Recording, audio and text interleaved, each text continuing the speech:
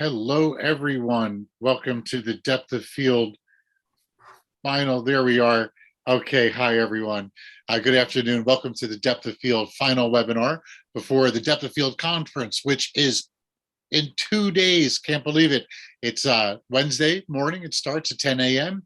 and it's going to run till about 5:30. And then on Tuesday, on Thursday, it starts back up again at 10 a.m. and runs until around 5. So today we have a very special guest, very honored and privileged to introduce you all to Laretta Houston. Laretta is a Canon Explorer of Light, is a portrait photographer, has a really unique background. You can go to her website and check out her bio and her about. She's really kind of been around the world, born and raised until she was a young girl in the Philippines and then came to America. She's got studios in Atlanta and LA, and I think she does some work in New York City as well. I was checking, look at her Instagram. It's a really cool work. She does portraiture and she sort of blends it with fashion, which is very Avedon-like. And she's an amazing photographer, and we're really honored to have her here. So today she's going to be talking about portraits. And where are you, Laretta? Hi. Hi, how are you, Laretta? Good. How are you? Well, that was a very exciting tech failure we had there for about a half hour. Um, it's, all these people who are watching have no idea how we were just sweating and how getting that, Right. why we Oh were my a little God. late. But you know what? The best stuff you save for last. So we're a little late, but they're about to be amazed by your work. Are you ready to go? I'm ready to go. All right, ladies and gentlemen, let's give a warm virtual welcome for Laretta Houston, Woo, Canon Explorer of Light. Thank woo. you. Yes. Okay, you can take it away, Laretta. I'm going to be monitoring some questions. People can drop their questions into the YouTube, and I might be hitting you up with some questions as the voice from the outer reaches of cyberspace. And you're good to go. Thank you so much. Hi, everyone. So today I'm going to go ahead and basically talk about how I actually capture, beauty/portraits. I also want to thank B&H and Canon for having me here to present. So let's get right to it. So many people who excel are self-taught. I am a self-taught photographer. I did not go to school for this. I've reached 16 years already into photography. I think it's April 1st will be my next anniversary. And some of my clients are Sposher's J Swimsuit, ABC Dancing with the Stars, VH1, Allergan, Broadway Shoes, Spanx, Procter & Gamble, Sexy Hair, Henkel, Model Land with Tyra, Sean Magazine, and more. So I've pretty much accomplished a lot of this partial client list in the last 5 years, believe it or not. So me as a photographer has been pretty much a wonderful journey. It is a roller coaster of events, of mistakes, and learning from those mistakes, and trying to get business out here in Atlanta and LA. I started my career in Atlanta as a fashion photographer. So like every other photographer, not everyone, but mostly, I wanted to be a great fashion photographer. I wanted to emulate some of the greatest photographers out there in fashion. And so that also goes to Herb Ritz and, all those famous photographers. And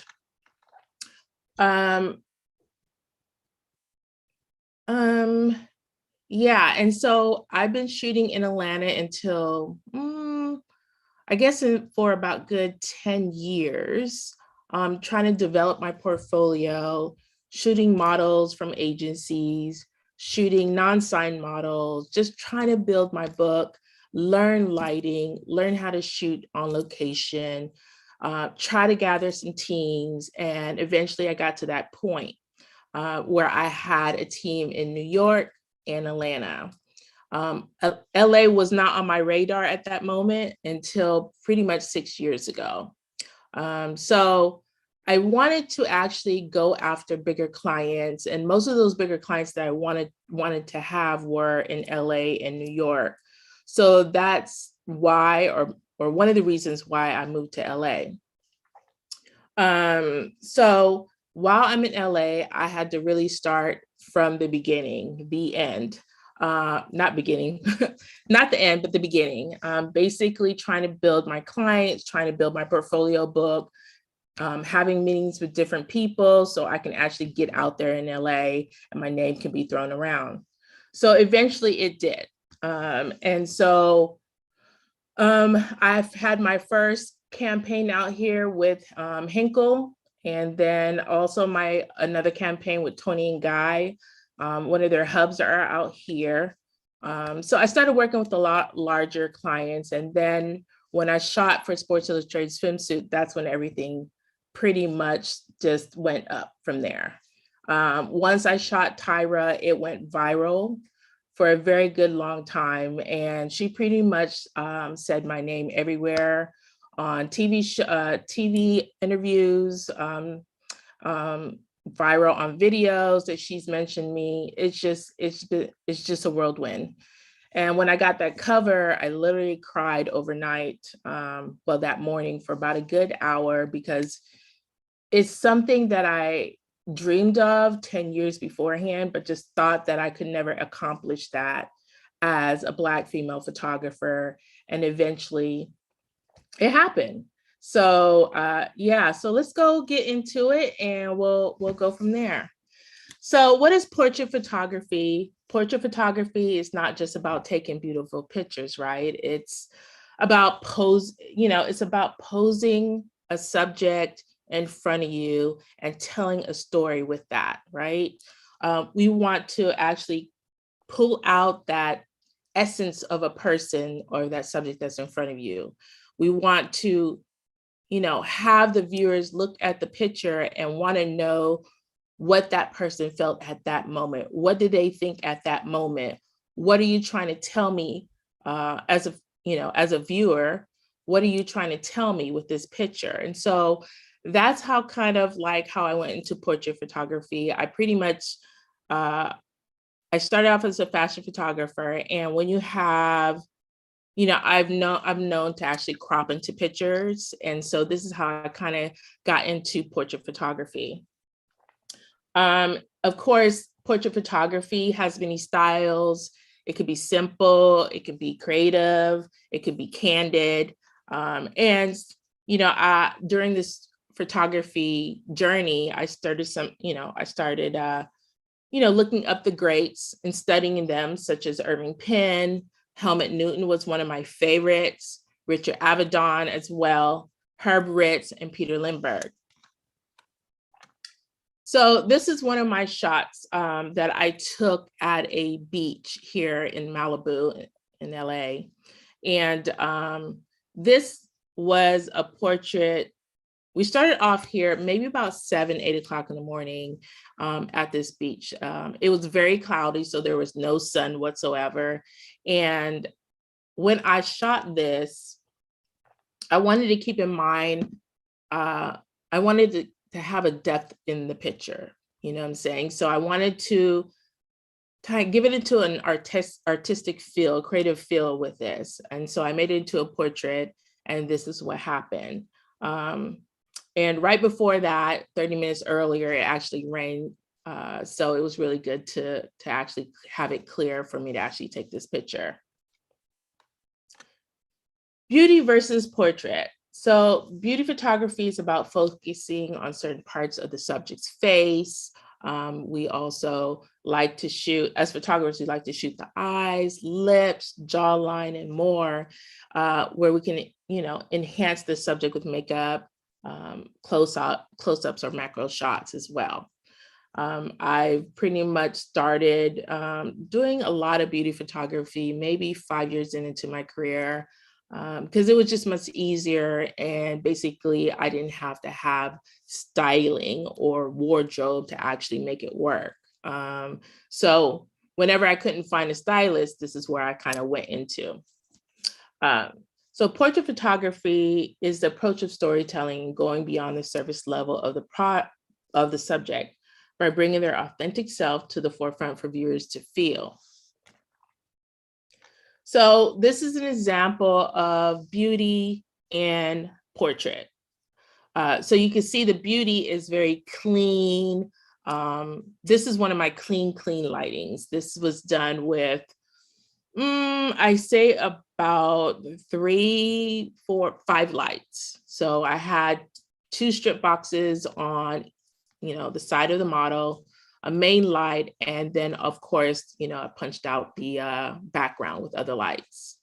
So you can see it's just very clean. There's very light shadows under her chin. It's just a beautiful, picture.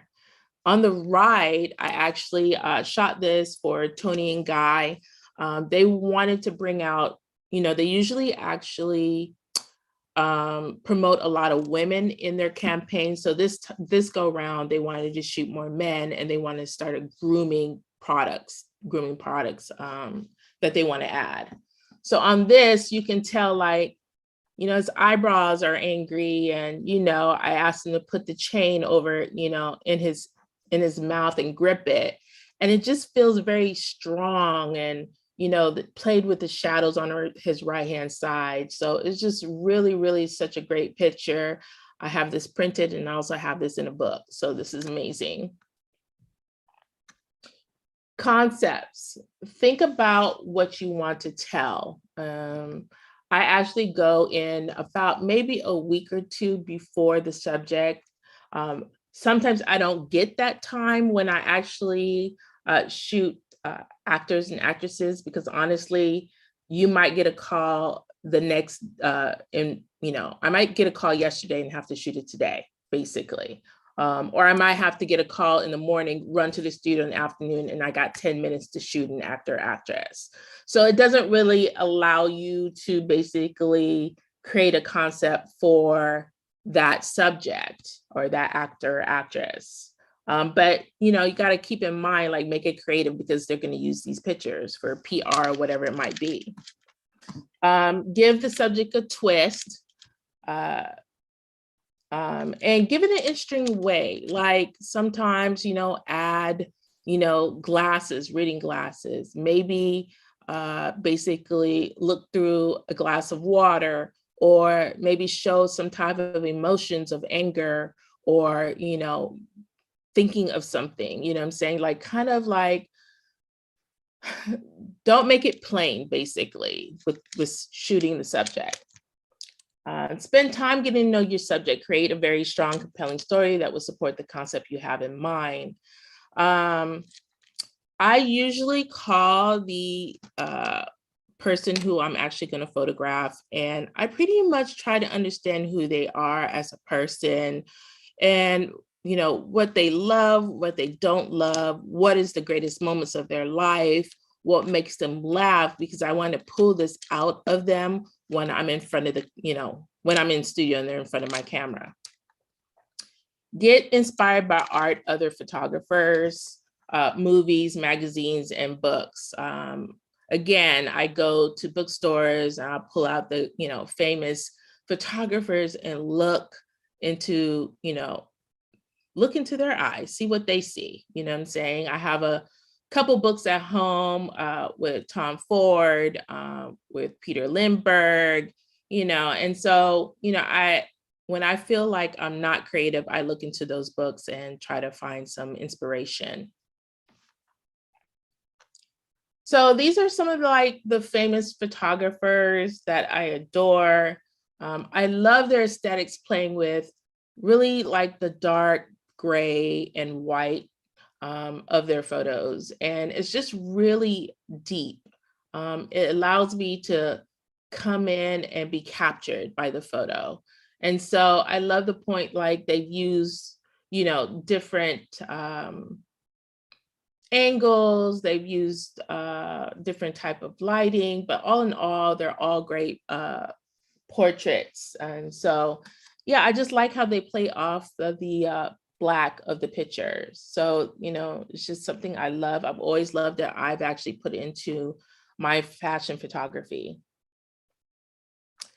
When I actually try to create a concept, I go into Pinterest and I kind of like pull out some of the some pictures that kind of I want to play off. It might be a pose, it might be a certain, dramatic effect that I want on their face. Maybe I want them to put their hands in front of the camera. So I just try to get inspirations from Pinterest and see how I can actually put it into my work when I'm shooting a subject. So I typically use the Canon EOS R5 because of course it's 45 megapixel high resolution camera. I mean, you can't beat that, especially if you are someone as like a fashion photographer who likes to crop in, you'll still get that sharpness in the image. And of course, the autofocus is great, especially if you only have 10 minutes to shoot an actor or actress. So it's really great camera. It actually picks up the subject of the background, which is important to me. I generally shoot with an aperture f8 to f16. So that's usually a lot of my studio work, and I don't go below f8 even on location. So, so this is usually my range when I shoot. And the lens I usually use is my old 24-70, which is the one I use with my 5 DSR. And I also use the RF 24-70 and the 100 millimeter. The 100 is one that I use for my macro shots. It's just really gets every detail of the subject, meaning from every grain, you can see the pores. It's just an overall good lens. So it's not just for products. I actually use it for beauty and portraits, and it's super sharp. And of course, 24-70, the Canon RF 24-70 is my go-to lens. So I pretty much shoot that for pretty much everything I do, whether it be fashion photography, portrait, commercial campaigns, and Sports Illustrated swimsuit. I also use that lens as well. So this is one of my images. It's really one of my favorite images. It's just the fact that you can actually see her freckles and the hair is super big. And so it's very dramatic, playing off her clothing and, the darkness of her hair. So this is just really such a great picture to me. And I played off with the shadows too around her face. So yeah, I love this picture. And the settings for this, let me see if I can find the settings. Oh, I don't know the settings, but basically I remember the lighting, which was 2 strip boxes on either side and a soft box on a 45-degree angle from her. So yeah, this is it. Hey, Loretta, can I ask you a question? Yeah. What type of lights were in the soft boxes? Were they strobe or were they continuous? Oh, I'm sorry, they were strobe.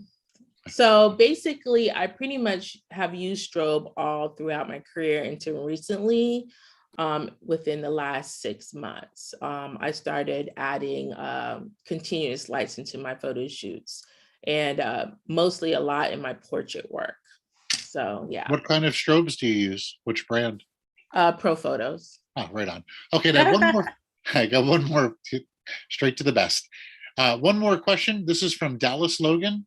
Was the Tony and Guy shot your lighting idea or was it theirs? Tony and Guy wanted to use my lighting. They pretty much sought out a few photographers and basically came to my portfolio and just love how I actually was very clean.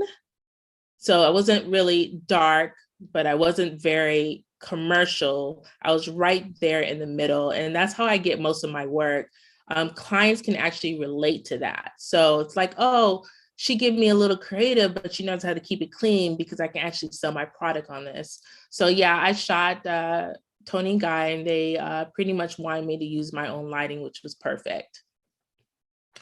Okay, thank you so much. Thank you, Dallas. So here's another picture that I've shot as a portrait. This was shot at f9 with the ISO of 100 and a shutter speed of 200.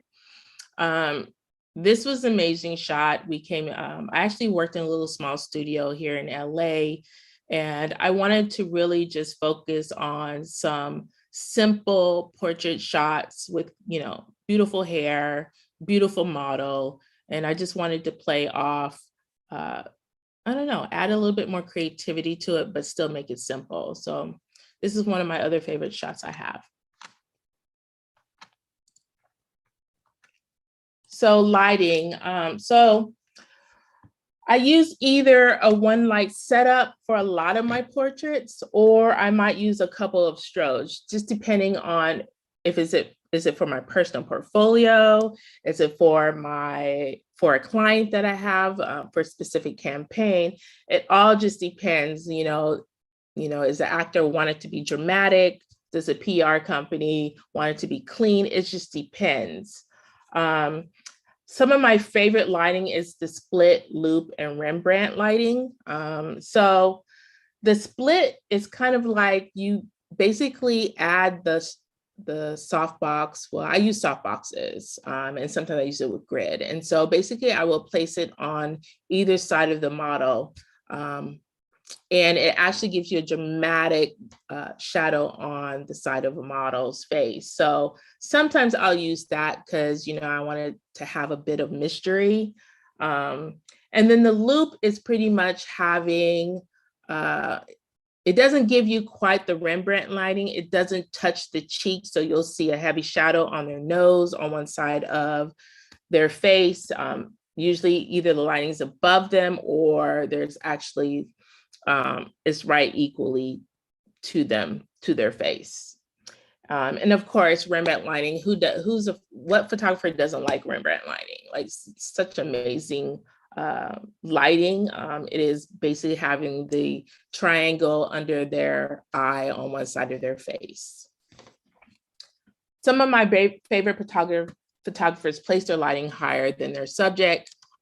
This is pretty much, I feel one of the best lightings to have for portrait photography.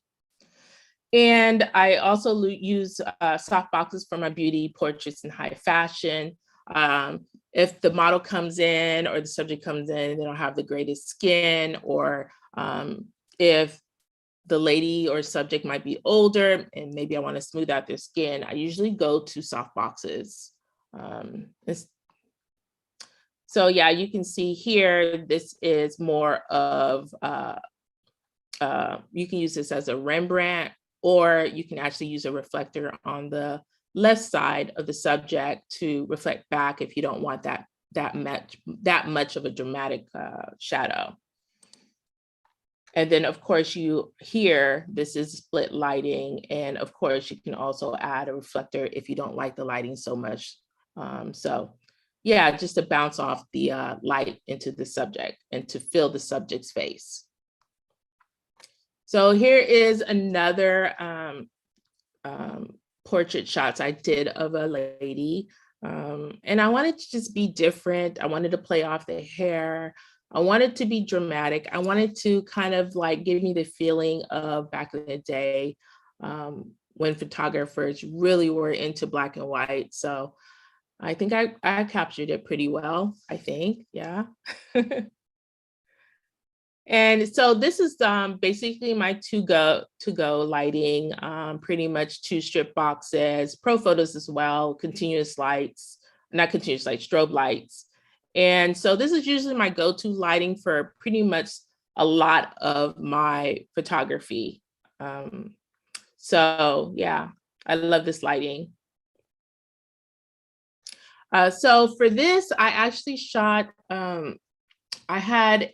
was hired by Vendome to actually shoot this campaign. They're a spa company out in downtown LA. And she wanted me to shoot something that literally kind of shoot it very in a dramatic way, but keep the skin a bit clear. So this is when I used the medium softbox, and I wanted to make sure that I corrected the lighting before I actually finish the photo shoot, because nothing's worse than actually having to retouch things that you can fix in studio. So I try to avoid that problem, especially 16 years in, you kind of like want to stay away from Photoshop that much, and just focus on creating and selling and getting clients. So as when I was a newer photographer, I pretty much spent hours in Photoshop trying to make these great dramatic images, when really you can actually create those at the studio where you don't have a lot of retouching. You don't have to fix the hair. You don't have to do a lot. But for this picture, I didn't have to do all that. So the main softbox was my key light at a 40-degree angle on her right side.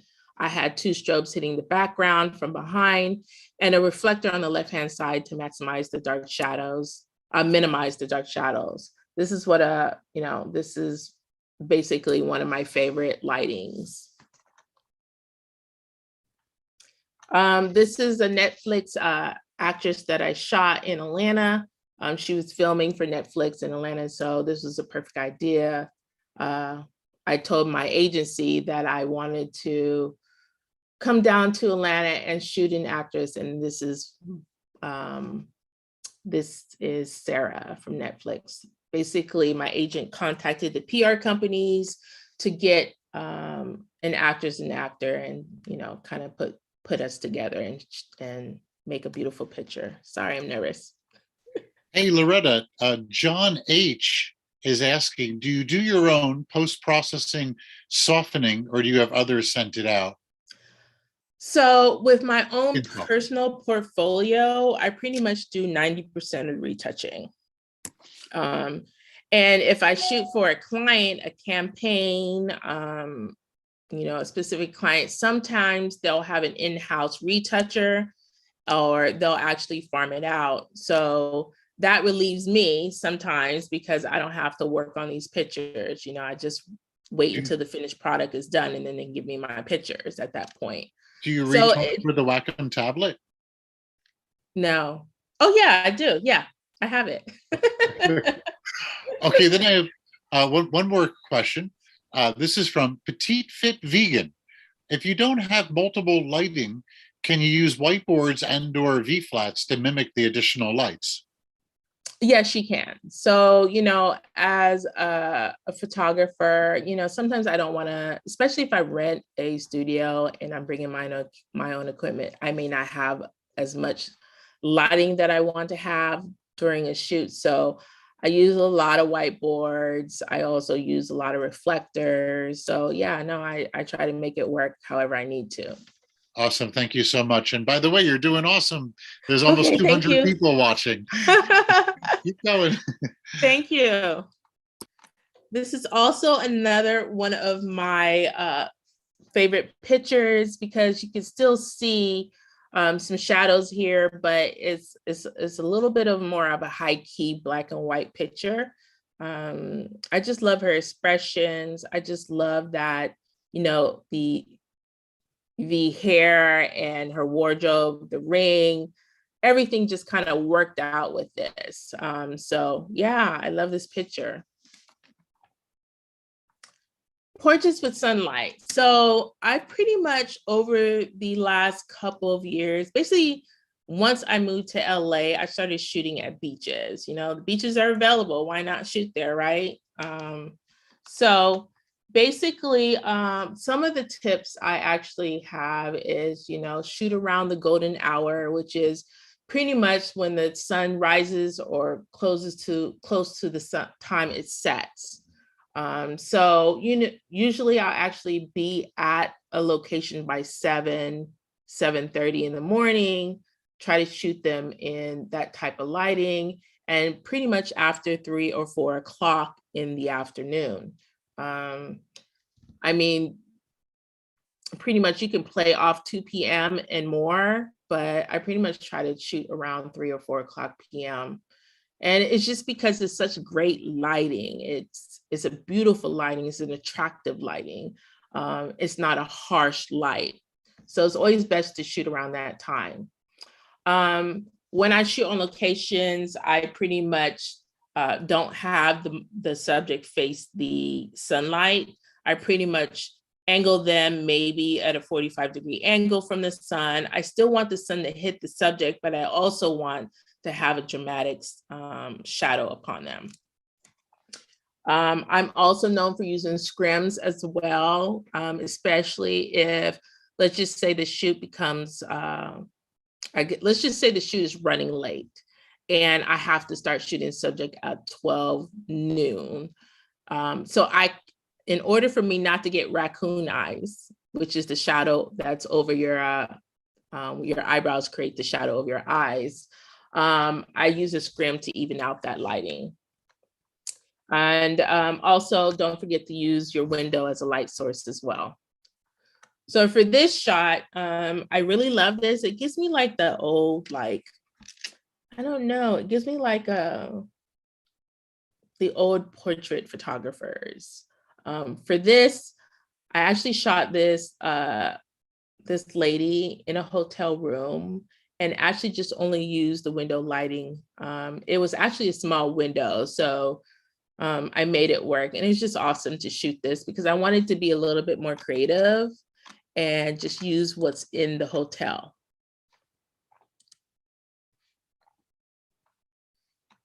This is also, I wanted to shoot different angles. I wanted to move her in different locations. So, I just want to play off maybe the bed pose, the way she looks into the camera or off the camera. Still great window source of light. This is also sunlight as well. This was shot at the beach and you can kind of see, like, it still gives you a dramatic portrait if you just play with the shadows and light on their face and just kind of move them around and try to see where the shadows can play off the model at a, just play off the model. The one on the left-hand side reminds me of a loop kind of shoot. Here is another, the model that I showed earlier. This is him again. I wanted to capture his essence of looking at me, and I wanted to add a few sand on his side, basically to make it a little bit different and a little bit more creative.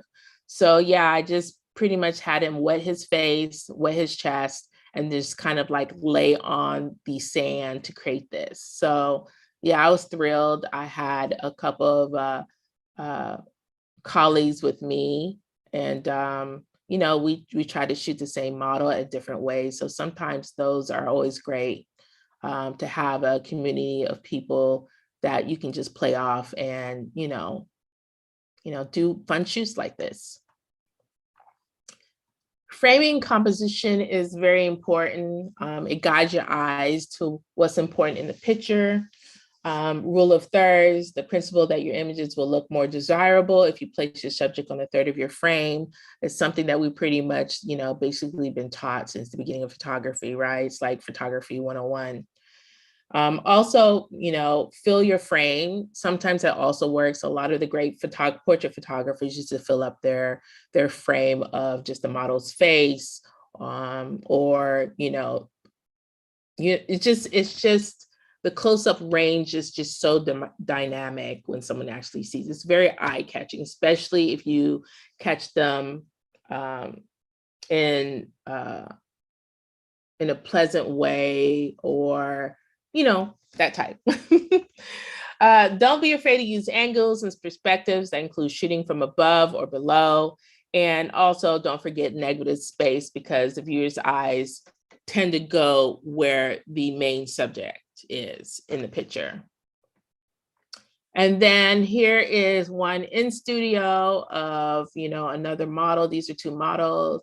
I wanted to actually do some pictures because every picture doesn't have to be so serious. You can catch them laughing and smiling and, tell them a joke and they'll start laughing. So this is what I did with the model on the left-hand side. And I just wanted to have more of kind of like play off the silhouette of his hair and his clothing. And on the right-hand side is a beauty, a model who I actually met at the beach, and I actually styled her in this coat. And yeah, this was also great. She's just an amazing model. She's actually been in Vogue and a bunch of other editorials. And then that's it. Oh, wait. And then this. Yeah, again, this is a full frame shot. I just wanted to do something different. So instead of having a stick in his mouth, I just grabbed like a green, I don't know, green leaf. It was a very last minute decision. I'm also known for that, where I can come into the studio with a certain concept, and then at the last minute, I might change some aspect of that concept. So think about, are you going to shoot a single subject, or is it going to be a group of 2 or more? How will you like that in studio, or will it be, through sunlight? What location will you use? Do you need strobe lights? Sometimes, we want to shoot up in a hotel room or, a hotel lobby, and maybe it's dark. So sometimes we need extra, strobes to actually light it up. What story are you trying to convey? Get to know your subject a bit more. This is what I discussed earlier. See what they love, what their passions are, what's their memorable moment, what made them laugh. Also, what we'll use the pictures for. Is this for your personal portfolio? Is this for editorial that you want to submit into campaign? Is this for PR for an actor, actress? It can go on and on. And if in studio, what type of background will you use? I tend to use either white, gray, or black is my go-to for portraits, because I just feel like it just stands out more. Other than that, that's it. Hey, Loretta, that was cool. Hi. I'm back and setting up my background. That was really that was a great primer, really, for portraits, and a wonderful introduction to yourself and your processes. I have a number of questions, and I also want to, when we talked very shortly before this, I told you I was a portrait photographer as well, and being the director of content for Depth of Field, I've been able to program what our main stage is, and can honestly say it's very exciting portraits. And I think the main stage, and really your presentation starting this off, is going to be an amazing thing for everyone who wants to do portraits. There's psychology to it, there's lighting to it, there's technique to it, there's so much. And so I'm very enthusiastic about this year's Depth of Field being so portrait focused, even though we do have a program on how to shoot a bar mitzvah. So do you? It's very, very wedding, but very portrait and very high end. And I love the fact that you started off talking about your influences and some of those classics. The beginning of Depth of Field, I do opening remarks, and I'm going to be talking a little bit about some of the history of the portrait as well. So this was great for you essentially set up the volleyball right next to the net and support me. But thank you so much. So let's get into some questions here. Right off the bat, the last picture that you showed, the last portrait, Creative Collie is asking up that one, and I assume this is the one Creative Collie is asking about. Please ask her to explain every lighting position. How'd you light this one? Because lighting with hats are very tough. It is. I actually had the lighting pretty much a little bit over his head, but I also filled it with a reflector as well. So you can see the catch lights in his eyes, and he has a lot of hair. His dreads are really long. So, I wanted to make sure that he was angled toward the light, basically on one side of his face at a 45-degree angle. 45-degree angle lighting is me. It is all the way me. I use it for pretty much 90% of my shoots, even campaigns. And so, yeah, this was a one light source. And I had him closer to the cyc wall and basically, reflecting any light toward him. So, I just wanted to make sure that, the hat wasn't giving him too many shadows. So it was just a one light softbox. Awesome. Looks great. Okay, this is a really good question, and I ask photographers this question a lot. I Oh call no. no, what I call it is your sole focal length, and I find that if you go through your metadata and you look at focal lengths, your favorite photos and your best photos usually hover around that same one. So this is a question from James Bullock. Do you have a go-to photo length for your portraits? And I assume a go-to focal length for your portraits. So what is your sole focal length for portraits, Laretta? I have none. It's whatever works. I'm one of those photographers. There's no go-to focal length for me. It's just what I feel at that moment. You get what I'm saying? Like, I don't come in with a rigid lighting. I don't come in with rigid rules into my photography. So literally, I just go in and I just shoot pretty much. And this was done with a 24-70. So yeah, I mean, I can give you the lens, but So let's talk. Let's just go over equipment real quickly. What's your go-to Canon camera? For right now is the Canon EOS R5. Your It R5. is just, I actually worked on a campaign recently about maybe 2 weeks ago, 3 weeks ago, maybe. And it was so fast paced that I needed to actually have a good camera that would have autofocus. Sometimes I just don't want to, you know, because sometimes you can miss shots, you know what I'm saying, when the subject is not focused, right? And some of those shots might be really good pictures, but you can't use them. And so this is really, the camera was really great for that campaign. So when that comes out, I can't wait for you guys to see it. There's a lot of stuff that's in NDA right now that I can't even discuss or, put out on social media. Don't break an NDA. I have a question for you on the R5. The focusing mode. Do you keep it in an eye focusing, or do you use a center point focusing? What do you do for focusing? I use a center point, because I just feel like sometimes the model moves a lot. And so this just helps me keep it right there with her. Look, I'm old school. I like my film cameras and manual, but in doing the research for depth of field and going to different studios, I've seen the R5 and that eye mode is like pretty amazing. Crazy, right? And Oh it's God. crazy. And I'm wearing glasses, and man, it's sometimes it's hard, but that eye focus is like, that's a revolution in many ways. So May I ask you a question? sure. As a photographer who wears glasses, do you actually take it off, or do you actually? Good question. And I have to say that I only started wearing. I'm 54, and I started wearing glasses around 35. And I did the bulk of my photography in my 20s and early 30s for certain. But I did find as I got a little older, you have to take them off. And just recently, I was shooting and I was getting some soft pictures because I was focusing a manual focus SLR with the glasses on. But I was focusing for not for reality, it was focusing for so you can put diopters on the camera. So I'll just really set the diopter to my eyes. Right. And then you have to do this annoying thing.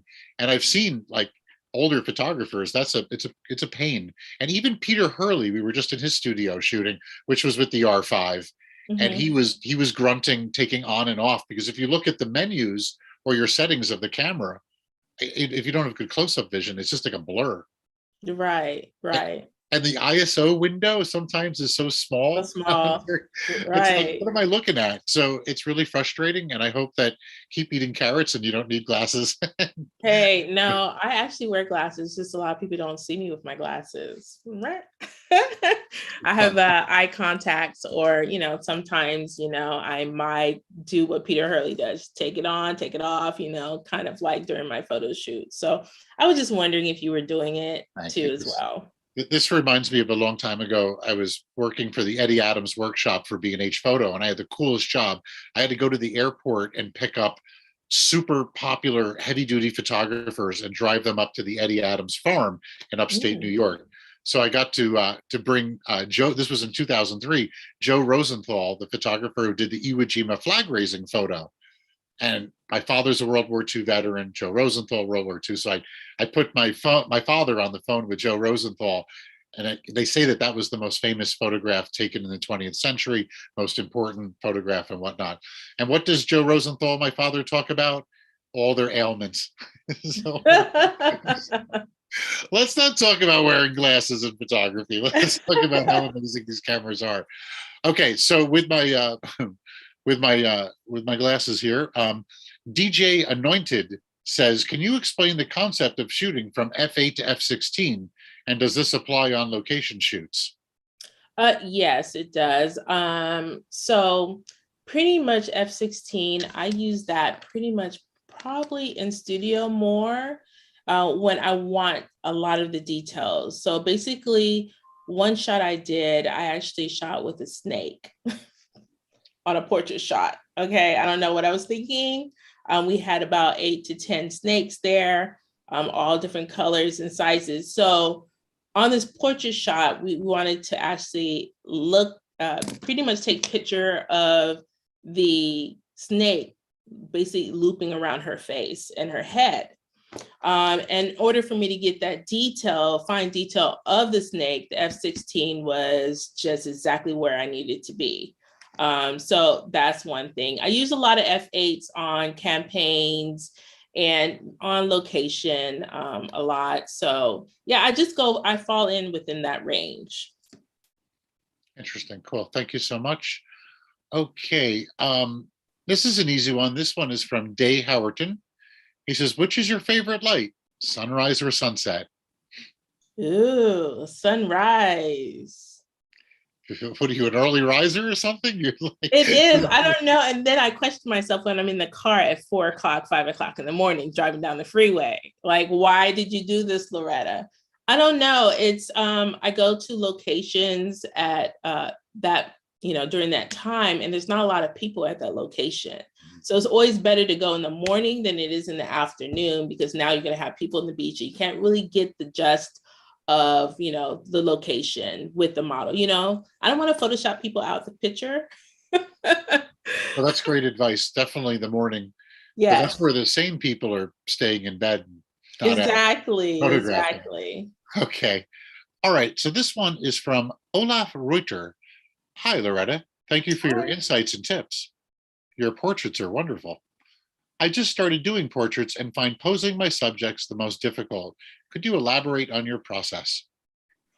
Okay, so basically I have a phone call before the shoot with them and kind of like get to know them and see if they've actually shot with other photographers before me and how that experience was, right? And so I kind of get a gist if they're pretty new into the photography world and being in studio. So I kind of get a gist exactly where they are at that moment. And so when they're in studio, I pretty much give them direction, like I laugh with them, I make them comfortable in front of me, and then I try to basically direct them, let's go do let's go a 45-degree angle in your body. Let's see how that works, raise your arms, whatever that might be. But I do a lot of direction in my shoots. That's one of the reasons why campaign companies who shoot a lot of campaigns, they hire me. I'm like the second art director. So yeah, I'm known for bringing out a lot of models' personalities by just literally talking to them and joking with them and making them laugh or whatever it might be, and then, hey, if they have hair, I'll put a sexy fan on it and they come out like lions. I love it. Uh, that's another this is a great webinar and your information is great. And another reason for people to stick around and watch Depth of Field on Wednesday and Thursday. It was difficult, but we set up some productions where we filmed live shoots. And one of the things we wanted was really to capture the photographer working the subject. what they say, everything you just said, giving them direction and how you say it, making them laugh. And it was really cool to watch. Every photographer has their own way of doing it, but all of you to be successful have to be particularly nice and get that rapport with your subject. And Exactly. And your attitude as a photographer makes a big difference. You know what I'm saying? You can't go into studio with a subject or, model, whatever it might be, as far as, whoever you're shooting. You can't go in there with a bad attitude. You can't go in there if you had a bad day. That all needs to be left at the door when you come in, because now it is about the subject and not about you. You know what I'm saying? So in order for them to be comfortable, you have to have some sense of calmness to you. do you play any music in the background when you're I shooting? sure do. Oh, anything from hood to, love songs, I'll put a little reggae in there. Like I do it all except country. Sorry. Love it. You know what happens if you play country music backwards in your studio? Oh, Your no. your clients come back. Not only kidding. Oh my God, I'm no. sorry, only kidding. Okay, so I've got a final question from Roy Marto, Rui Marto. Question is, what kind of marketing do you do? Because this is not the usual corporate style headshot. Which clients look for these and for what purposes? Can you repeat that question again? Sorry. Yeah, I don't know if they're referring to a specific type of headshot, but um, I think that basically the question is that what's your marketing, Loretta? How are you finding your clients? Well, one of them is my agent. I'm signed to exclusive artists. I got signed last, I think it was 2019. So I've been with the agency since then. And agencies for photographers really have a Rolodex of clients and connections, right? They have PR companies, they have creative directors they can call and email, they have art directors, they have producers. I literally had a meeting the other day with a producer, that was just finishing up a 6-month long campaign. They have those resources that you probably would never have, you know what I'm saying? Because they have those connections. So that's how I get some of my clients. And a lot of it is actually word of mouth. It never fails me. The reason why I got ABC was word of mouth. When I shot the whole Dancing with the Stars and, that talent, the dancers, that was word of mouth. The meeting I had the other day was word of mouth. So that's pretty much how I get these campaigns. And actually the clients do stay because I'm so involved in the shoot. And, I respond to them quickly. When they email me, I email them right back within 5 minutes. And they're like in awe, like who actually responds to me this fast? And it actually makes them want to work with you again. I'm going to add this into a real world scenario. I was concerned that you didn't have links or whatnot, and I gave you a call. You were booked kind of last minute for this webinar from Canon. And I went to your website and you listed your phone number on your website. I called that phone number and you answered the phone. Yep, that is me. Now that's very unusual. I mean, first off, no one puts phone numbers on websites, but I was kind of like, I had sent you the email, I didn't hear right back, and I was kind of scared that a missing communication, but that was so cool to give you a call right away. So I think there's a lesson to be learned there as well. Yeah, it's nothing, when I look for team members, right? Makeup, hair, styling, whatever it might be. When I go to their website, I'm gonna write a long email. Can I just pick up my phone and call you? You know what I'm saying? And so sometimes that deters me from hiring a certain person because they don't pick up the phone or there's no phone number there, Like I just move on to the next person.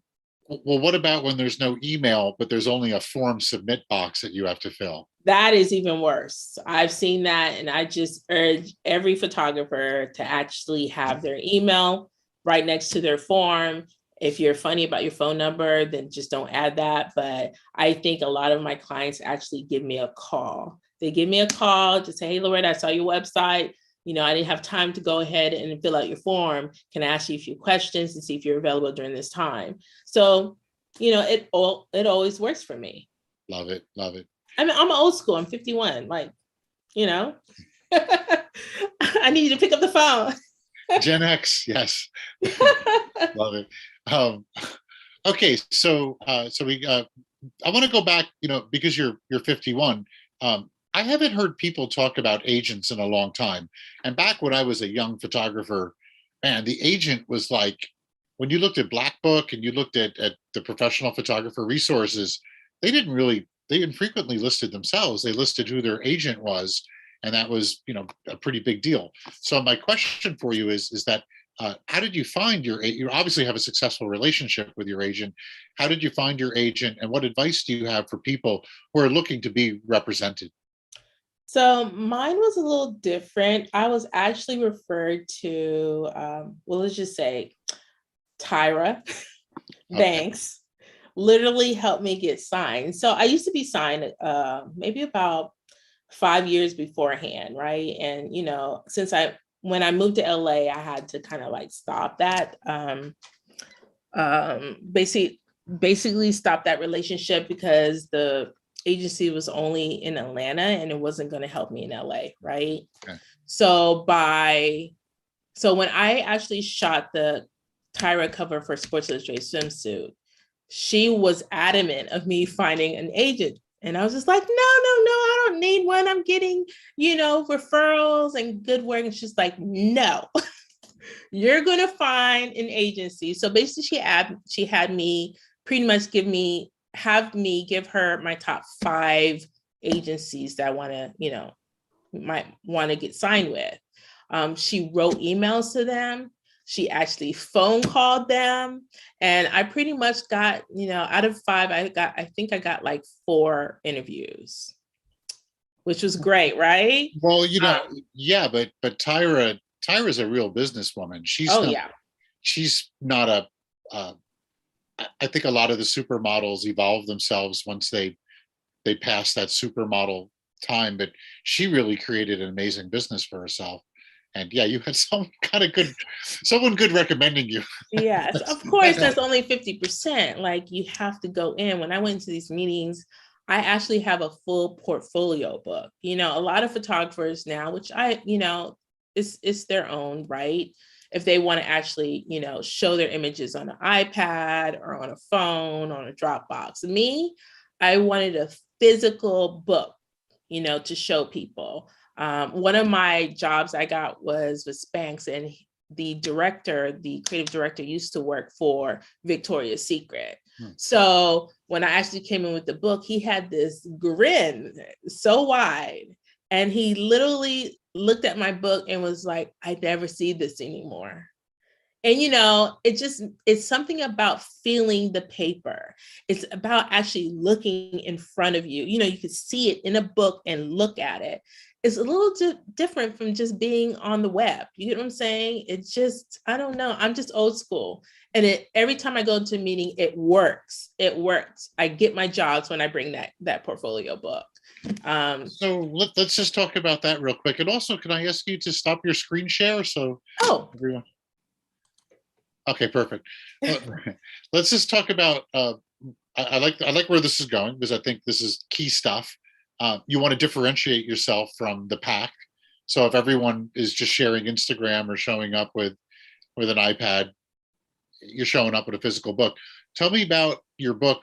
Is it how large is it? It is a 16 by 8 book. No, Okay. is it 16? I can't remember, but it's this way. 16 by 20. There 16 you by go, 20. 16 by 20. There you go. Okay. So and you basically, is it like a Panoidia style where you're putting photos into sleeves, No, or you've had actually, it I made? have a cover that has my name embroidered into it. It is orange and black with white leather. So when they pull it out, it's white and orange, like my logo. So yeah, it's just amazing.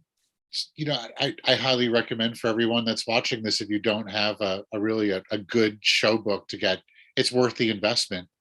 It And is. I spent maybe about $400 on the book, but it's gotten me so many campaigns. It's been paid back. You know what I'm saying? It's just I don't know. It's just something about like pulling up a picture in iPad and just web. It just doesn't do it for me, you know?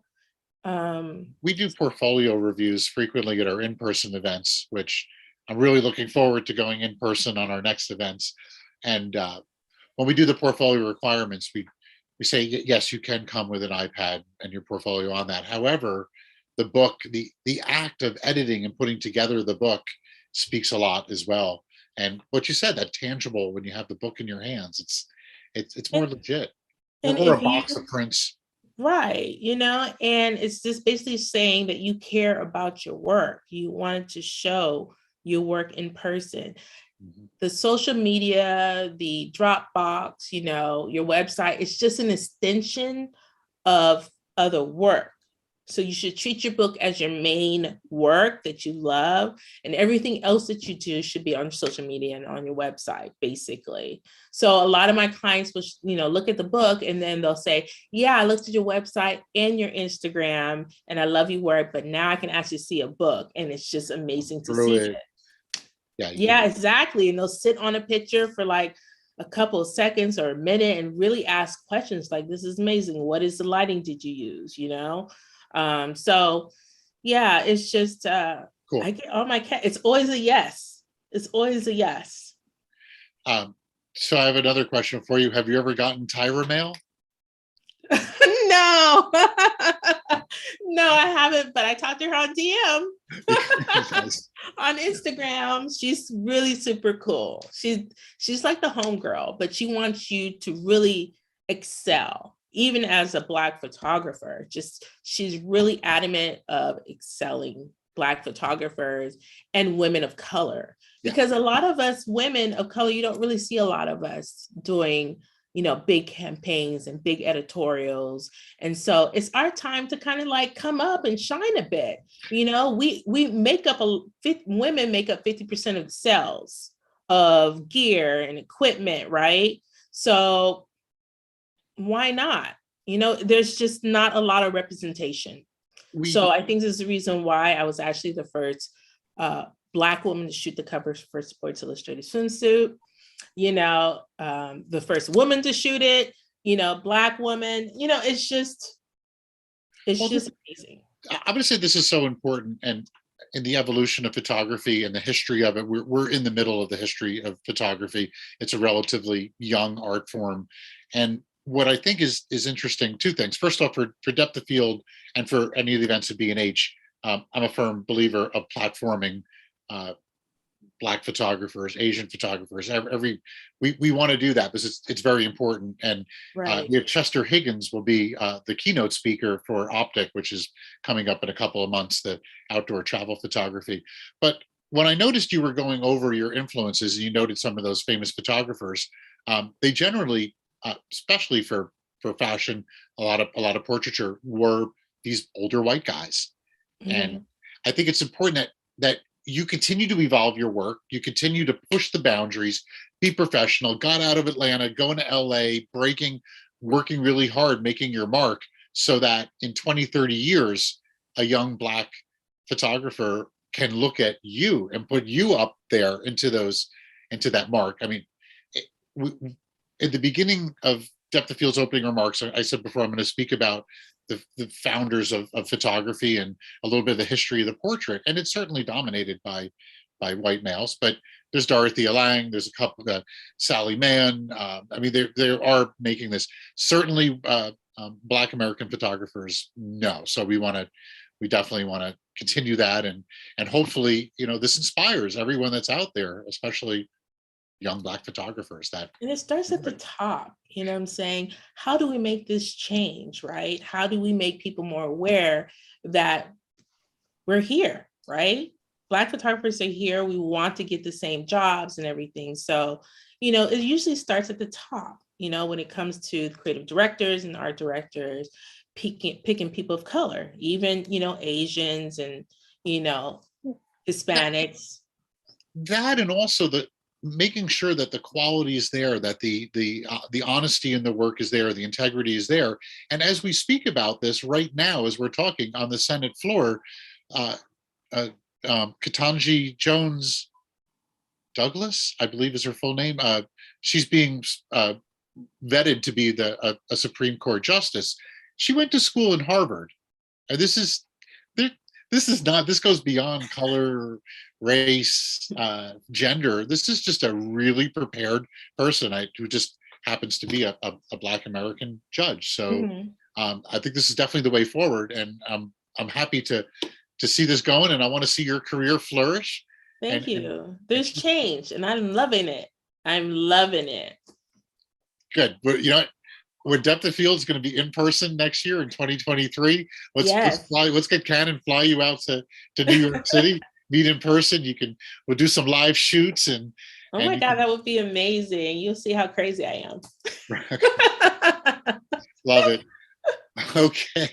So thank you so much, Canon, for bringing Canon Explorer of Light, Laretta Houston, into the B&H family. And I look forward to watching your career.